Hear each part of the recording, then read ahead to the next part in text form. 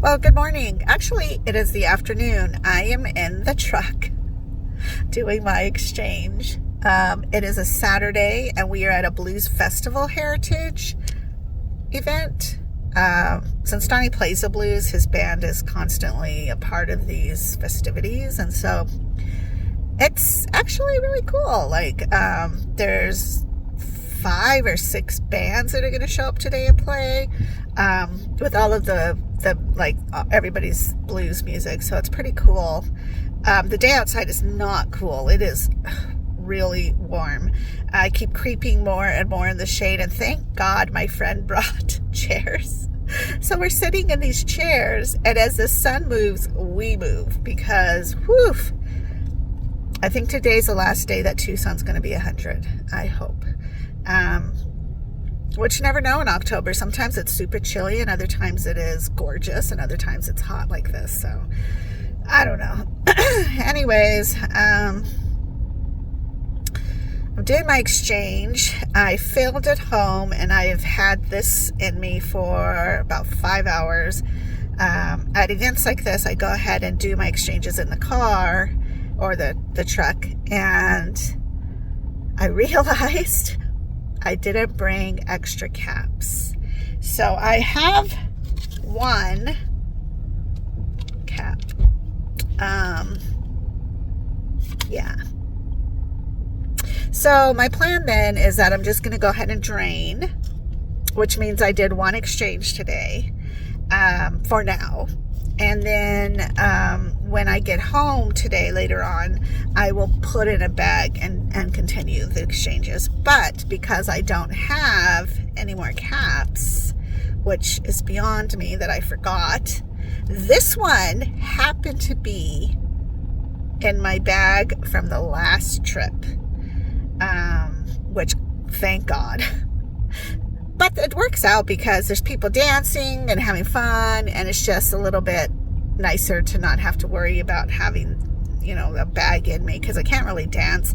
It makes me uncomfortable to sit for long periods of time, and it's just kind of heavy some days. Some days it's just kind of like you are pregnant. That's what it feels like you're just pregnant again.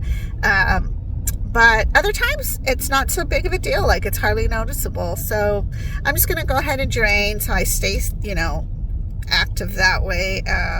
Going to put on this cap, and then I'll go ahead and fill when I get home.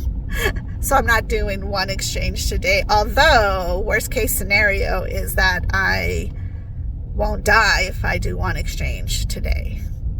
It's not recommended, but it's not the end of the world. If I miss an exchange and don't do any at all, that's an issue. Now, with that said, some of you have been watching about my situation with not getting the supplies from Baxter and the whole hurricane situation that wiped out the distributing manufacturing plant, I guess, that makes the dextrose. The fact that I wasn't contacted,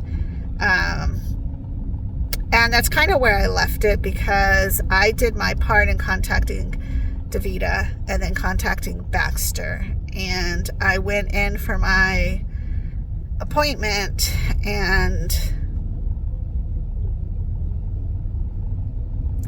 I can't even get into that. It was horrific.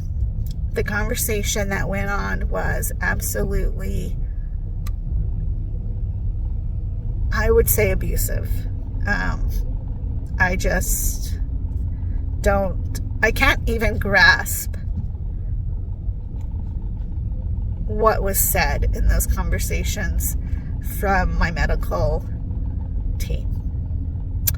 So for now, I'm just going to leave that there, because I'm still shook by the whole thing. And we'll see what happens, because I'm not going to let this rest easy, because this is not my fault. It's not necessarily DaVita's or Baxter's fault either, but things could have been handled in a much better professional way.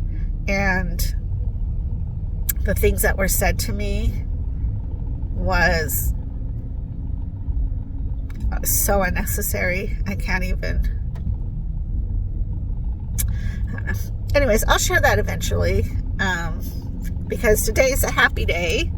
I ended up getting my supplies, so that's good, because, Baxter was like, we got him, here you are. And in fact, the other night they called me at 7:30 at night, which I thought was kind of a scam at first, because I'm like, 7:30 at night, you guys are calling me and to put an order on over the phone, which I have never done before.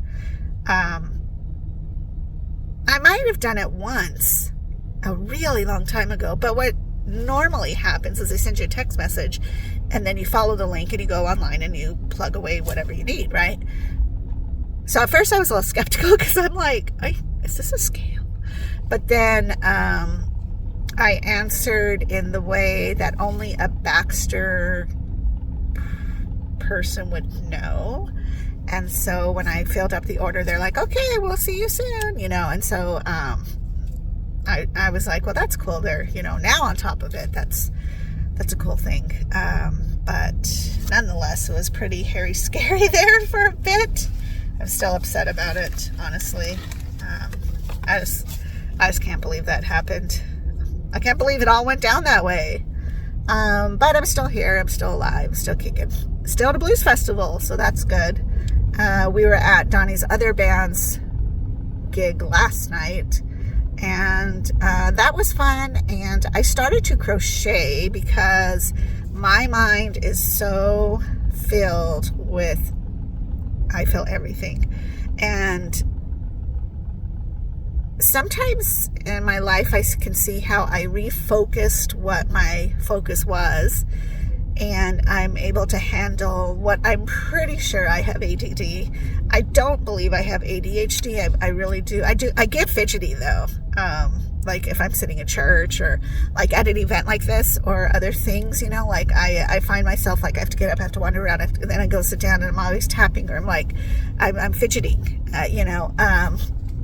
But before, like when I was younger and I had the kids, I think my focus was all on them, and I really gave no time for anything else in my life. And so my focus was being a mom and going to work and making sure, everybody had what they needed and all that. But now that I don't have that, it's like that space is open and I need to fill it, because I don't sleep. I'm continuously creating around the clock. Usually I crash out around 2 or 3, and some days, oh my gosh, I was so embarrassed. The other day I had Charlie, and I always usually do my exchange at 1, sometimes 1:30, and he usually falls asleep 1:30 or 2, and then I am disconnected. I go in the living room and I lay down a little bit, or I'm working on something, but I crashed out. And the last thing I remember is my son saying, how's Charlie? Because at that point, he's on his way home from work, which takes him about 45 minutes. And so, I messaged him and said, he's asleep. I'm going to take a nap. And he's like, okay, when I get home, I'll take a shower and then come grab him, which is usually give or take around 4, which is the longest I let Charlie sleep.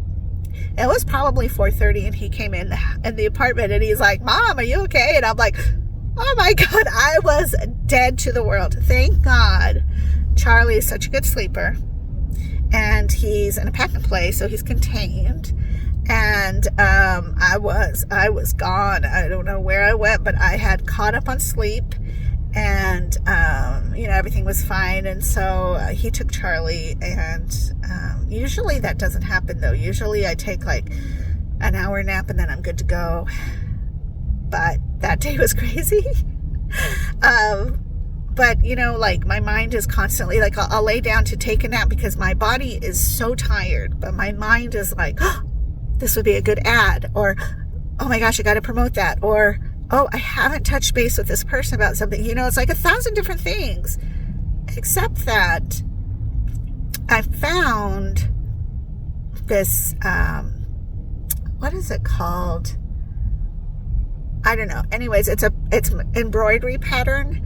And when I looked at it, it was very bland and boring. And so I started to embroider, which I've done in the past. And I noticed the calmness in my mind because I'm really focused on the stitching. And because this piece was so bland, I decided to jazz it up. And then I was thinking about, like adding little gems to it in spots and, sparkle things. So I was working on that. And then I remembered there was this crochet hat that I really liked. And so somebody just the other day gave me a ball of yarn. And let me tell you, yarn, it to me is like dessert for most people. Like, you have to have dessert. I have to have yarn. I have tubs of yarn. My problem is that I want to create something that is perfect and beautiful and I can either keep or give away. But that's not what happens, because I'm like beginner stage 1. And so I start off and then I have to pull it apart, and then I go back in and then I pull it apart. And like, I'm trying to practice in the simplest things, like how to keep the 8 count stitch. Like, there has to be 8 loops. Why that's difficult for me, I don't know. But anyways, crocheting keeps my mind busy and calms me into a rhythmic pattern that actually helps me to be more productive in other areas. So after like 45 minutes of crocheting, I'm like, oh, I got to get up. So I get up and I stretch and I take Smokey out for a walk, or I do my dishes, or I do fold some laundry, or, I take that break and then come back and I do some more. And the OCD part of my brain is getting fed because I'm still working on the piece. Like, I'm very goal-minded, and so starting to finish is like amazing. And every next loop, I don't know what you even call it. I just call it the loop. Or stitch, I guess, or crochet, double crochet, I don't know, makes my mind get happier, because it's like one step further, closer to the end result. And so that helps me. So in the last week, at least, since this whole thing with Davida and Baxter and my dialysis got shot to hell, how funny that those are the things I went to be like, okay, let me